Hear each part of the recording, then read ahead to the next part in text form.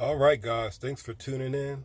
And guys, don't forget to like and share the video if you find that the content is of value to you.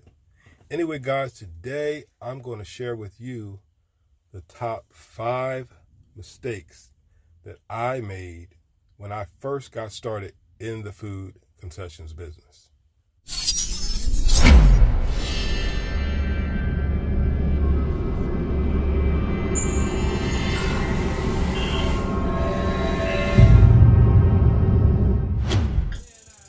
All right, guys. Mistake number 1 was having a business bank account. I use my personal account for business and personal expenses. That is a huge no-no in business. That'll get you in trouble with the IRS, and it will make your business fail. Anyway, guys, I didn't have enough business experience at the time to know that I needed a business bank account. But you have to go and get your business bank account. That's one of the first things you need to do when you start your business is get a business bank account. Do not commingle your personal funds with your business funds.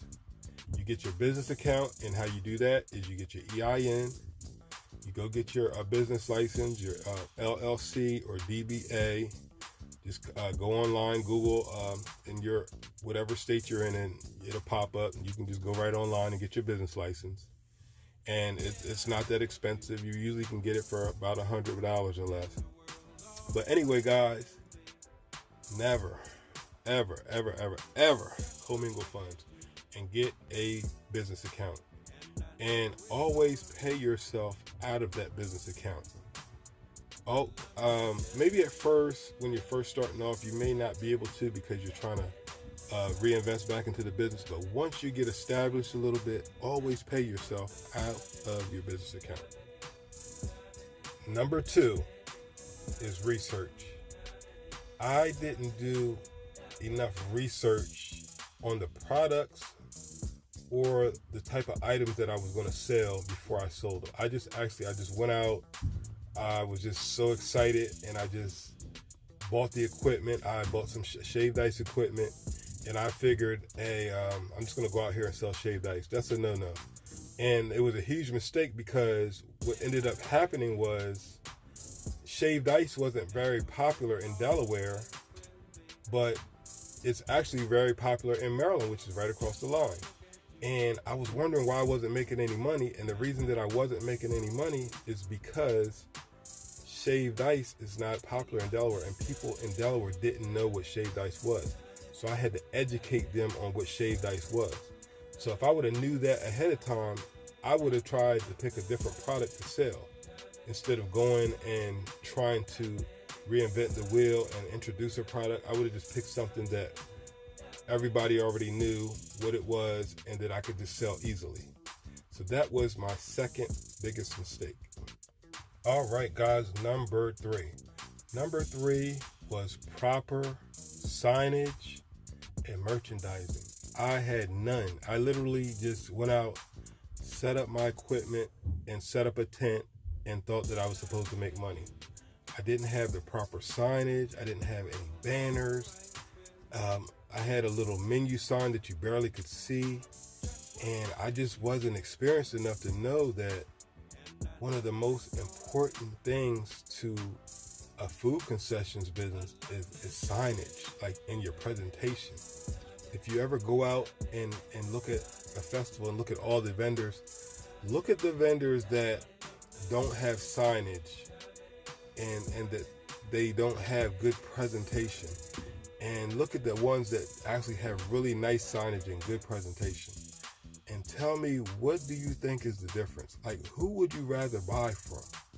And whatever answer you give yourself is probably what other people are thinking about you. Anyway, it is very, very, very important to have good banners and signage and presentation. And make sure your employees are uniform. Make sure everybody is wearing the same thing, so they can identify you and know that these people are working at this booth. You don't want to just have everybody with random different color shirts on.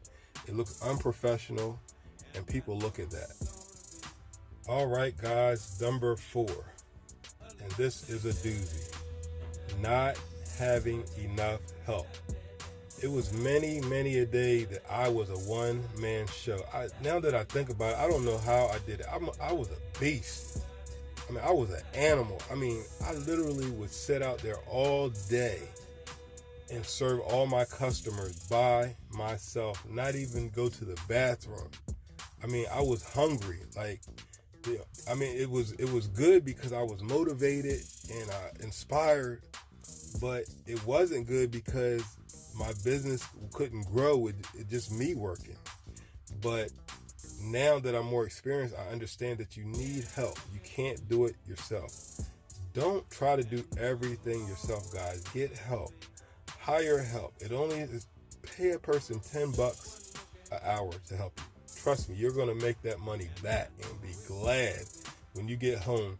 I used to be so tired that I would literally just pull up in my driveway and just leave all that stuff right there until the next day. That's how tired I was and drained from doing the event by myself. And I wish that I would have been more experienced and knowledgeable to know that I needed help. So guys, just know that you need help. Get good help. Get good positive people with good positive energy, because you don't want negative people at your booth. Oh, one more key thing, guys. Don't get any intimidating looking person taking money at your counter. You want somebody that has a good, sweet, soft personality. Well, actually energetic, but it's not intimidating. Because what I found out is one key thing, and this is a jewel. Most people like to buy from women for some reason. When I would be at the front of my booth, I wouldn't get as many customers, but when I would put my stepsister up there, I would get more customers. For some reason, people like to buy from women. Or maybe it was just my ugly mug. But anyway, guys, get somebody with good, positive energy to take money at the front of your booth. All right, guys, number 5, but last but not least, definitely not least, it's all about the money. I didn't have a system on dealing with the money.